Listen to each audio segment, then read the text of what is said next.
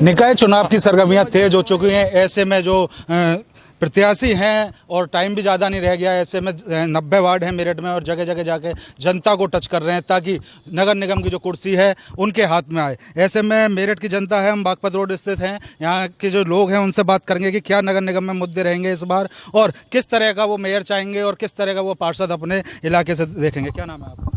मेरा नाम ऋषभ पाराशर है। ऋषभ, युवा हैं आप, किस तरह का देखना चाहेंगे, कैसा मेयर होना चाहिए मेरठ में? जी देखिए, पिछली योजना में जैसे हम देखें तो जनता ने बसपा के प्रत्याशी को विजयी बनाया था, जो बाद में सपा में चले गए थे। पर लेकिन हम बागपत रोड पर यहाँ पर खड़े हैं, आप थोड़ी आगे जाइए, आप देखिए कि पानी की क्या दशा है। हमारी कॉलोनी के बाहर बागपत रोड के लोग इतनी ज़्यादा दुर्घटनाग्रस्त हो चुकी है, ये रोड जल भराव इतना ज़्यादा है, तो इस बार जनता तो बदलाव देखना चाहती है। क्या क्या मुद्दे हैं, क्या क्या समस्या देखने को? आप समस्या देखिए कि सारी की सारी जो जल भराव है उससे जितनी दुर्घटना हो रही हैं, और उसके बाद आप देखिए बीमारियों जो बढ़ रही हैं, वहाँ पे मच्छर इतने सारे वहाँ पर, कूड़ा देखिए आप रोड पे जगह जगह पड़ा हुआ है।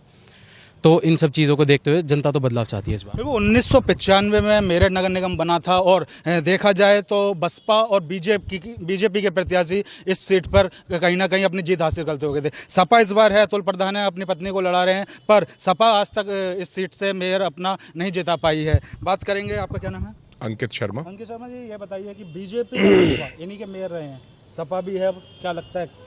देखिए, वर्तमान में बसपा से हमारी महापौर रही सुनीता वर्मा जी के कार्यकाल में मेरठ की एक सड़क खड़ंजा नाली अगर उन्होंने बनवाई हो अपनी पंचवर्ष योजना में, तो उसकी जानकारी मैं आपके माध्यम से भी प्राप्त करना चाहूँगा, मेरी जानकारी में तो है नहीं। दूसरा, जहाँ तक महापौर के विषय है, देखिए ट्रिपल इंजन की सरकार, डबल इंजन की सरकार तो वर्तमान में चली रही है।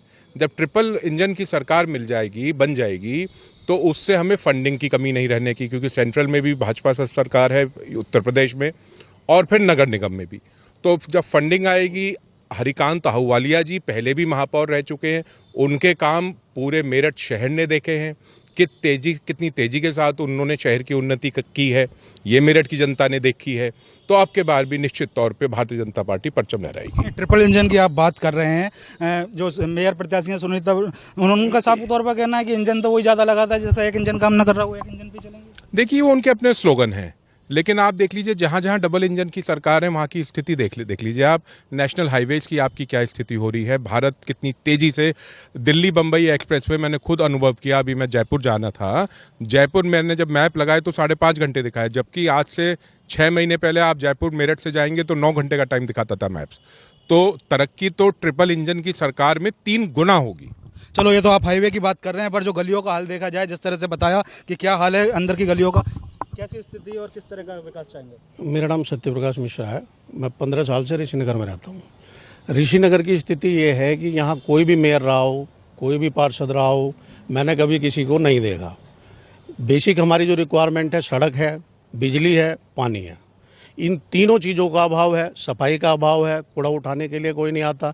जल भराव की स्थिति ये है कि आप अगर यहाँ जहाँ आप खड़े हैं, हालांकि यहाँ भाजपा का कार्यालय भी है, लेकिन मंत्री आते हैं, बड़े बड़े अधिकारी आते जाते रहते हैं, लेकिन जल भराव की स्थिति ये है कि यहाँ लगभग 1 किलोमीटर में कंटिन्यू आप जाएंगे तो जल भराव है। एक साइड में जो है कोई किसी तरह से पानी निकासी की व्यवस्था नहीं है। तो मेजर जो इशू है हमारा वो सड़क, बिजली, पानी, यही 3 चीज़ें हैं। तो इसके लिए हम तो बदलाव चाहते हैं। बदलाव चाहते हैं। अभी आपसे पहले भी चर्चा हो रही थी, नाराज क्यों है ब्राह्मण त्यागी समाज? देखिए, मेरा नाम चिन्मय भारद्वाज है, मैं अखिल भारतवर्षीय ब्राह्मण महासभा युवा में राष्ट्रीय अध्यक्ष हूँ। समाज की नाराजगी इस बात को लेकर है, पिछले कई दशकों से मेरठ नगर निगम की राजनीति में सवर्ण समाज कहीं खोसा गया है। ठीक है, संविधान ने आरक्षण का अधिकार भी दिया है, लेकिन इसी संविधान में जब जनरल सीट हो जाती है, उसके बावजूद भी राजनीतिक दल सवर्ण समाज को बहुत उपेक्षित महसूस कराते हैं। और हम इस चेतावनी के साथ आपके माध्यम से बताना चाहते हैं इस बार कि राजनीतिक दल, चाहे कोई भी पार्टी हो, नगर निगम के चुनाव के बाद लोकसभा चुनाव नज़दीक है, 6 महीने का समय रह गया है। मैं मेरठ के लोकसभा चुनाव के परिप्रेक्ष्य में ये जानकारी देना चाहता हूं कि इस बार जो भी राजनीतिक दल ब्राह्मणों को टिकट देगा, ब्राह्मण समाज, त्यागी समाज खुल के मेरठ हापुड़ लोकसभा पे उसी का समर्थन करेगा। ये चेतावनी राष्ट्रीय दलों को, भाजपा और कांग्रेस को प्रमुख रूप से है, क्योंकि उन्हीं का MP यहाँ ज़्यादातर बनता है।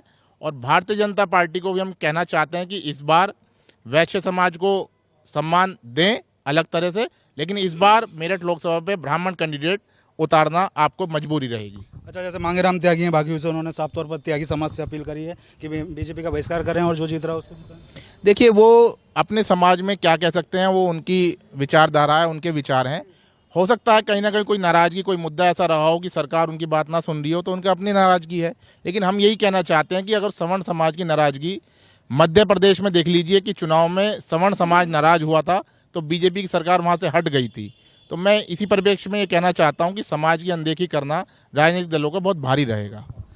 हम आपसे जानेंगे, उन 1995 से अस्तित्व में आया था नगर निगम, जब से आप देखते आ रहे हैं कितना बदलाव हुआ है, क्या लगता है? मेरा नाम टीकम सिंह भगत जी, रमेश विहार कॉलोनी में यहीं पर रहता हूं। जो अभी ये मुद्दा चल रहा था सड़क का, नाली का, जल भराव का, ये तो स्थिति खराब ही है, इसमें तो कोई बात ही नहीं है, सब किसी से छुपी नहीं है। चाहे हमने तुम्हारा जो है नगर निगम वालों से कह लिया, बल्कि मैंने तो योगी आदित्यनाथ जी के उस पर पोर्टल पे 10 क्षेत्र पे भी डाली है, लेकिन इतना हुआ है कि केवल हमारे इस रमेश विहार का उन्होंने कैसे सिस्टम बनाया है, इसमें जल भराव कम हो गया तो आगे पूरी रोड खत्म कर दी। भाजपा का क्षेत्रीय कार्यालय भी उसके सामने, जब भी कोई सुनवाई नहीं हुई। ना कोई सुनवाई नहीं, कोई सुनवाई। अगर बात करी जाए मेरठ की नगर निगम की, तो कह सकते हैं मल्टी लेवल पर जो पार्किंग थी उसकी कहीं आज तक सुनवाई नहीं हुई है। जाम की समस्या से मेरठ जूझता रहता है, और सबसे बड़ी जो समस्या देखने को मिलती है वो है खुले नाले। काफ़ी बार हादसे भी हो चुके हैं इन नालों की वजह से, पर अभी तक जो नगर निगम, जो पिछले जो मेयर रहे हैं और चाहे अधिकारी हों, उन्होंने आज तक ऐसी कार्रवाई नहीं की है। क्या नाम है आपका? मेरा नाम दीपक शर्मा है और मैं करीब 25-30 साल से मैं यहीं पर रह रहा हूँ, मुल्तान नगर में ही। अभी मेरा निवास ऋषि नगर में है। आपने बागपत रोड के हाल देखे होंगे। पिछले 5 साल में जो हम देख रहे हैं, इसे नगर निगम ना कह करके नरक निगम अगर कहा जाए तो इसमें कोई भी अतिशयोक्ति नहीं होगी, क्योंकि जिस तरह से गलियों में ये चुनाव नाली और खड़ंजे का चुनाव होता है, और पिछले 5 साल में बसपा की सरकार थी नगर निगम में, और वही अब सपा में जा कर के बैठ गए हैं। तो मैं तो यही कहूँगा कि ये बदलाव का समय है, क्योंकि वो पहले बसपा वाले मिल करके खा रहे थे, अब वो सपा के नाम से मिल करके खाना चाहते हैं।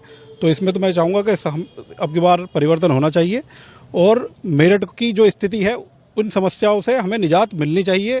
सबसे मुख्य समस्या है पानी की निकासी। इसके लिए जब तक कोई विज़न अधिकारी का, नेताओं का नहीं होगा, इससे हम निजात नहीं पा सकते। पहले भी सारा समय ने कहीं ना कहीं ये बताया था कि किस तरह से पानी की व्यवस्था है, और जो घरों में जो पानी आ रहा है वो इतना गंदा आ रहा है कि लोग बीमार पड़ रहे हैं। किस तरह का देख रहे हैं, पानी की स्वच्छ मिल रहा है? पानी स्वच्छ नहीं मिल रहा है। यहाँ के नालों की स्थिति काफ़ी दिन से गंदी है। शहर के नाले टूटे हुए पड़े हैं, रोडों पे गड्ढे हुए पड़े हैं।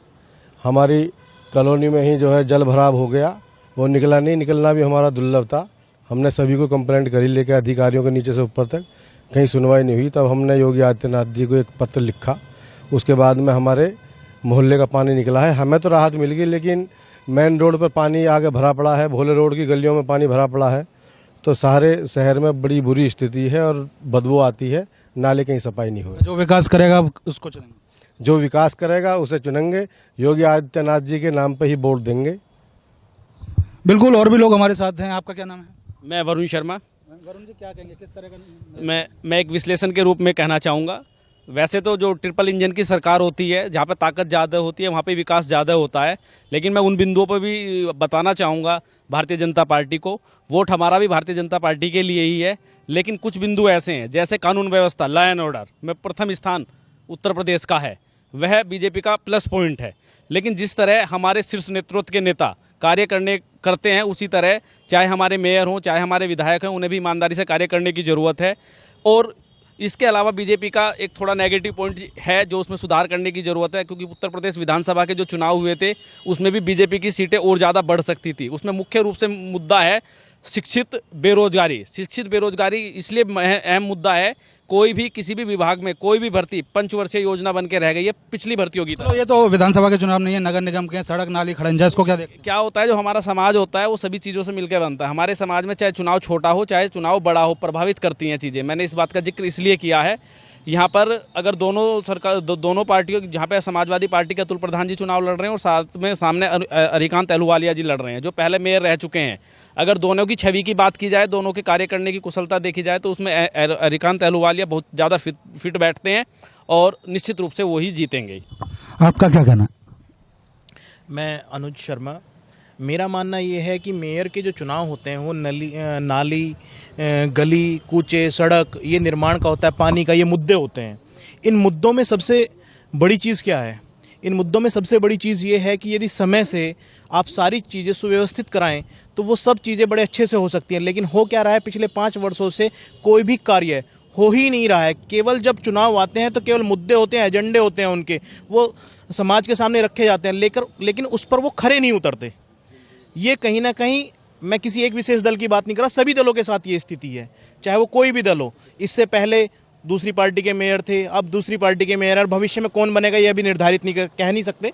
लेकिन जिन मुद्दों को लेकर वो लड़ाई लड़ते हैं, जिन मुद्दों को लेकर वो लोगों के सामने आते हैं, उन मुद्दों पे उनको खरा उतरना चाहिए।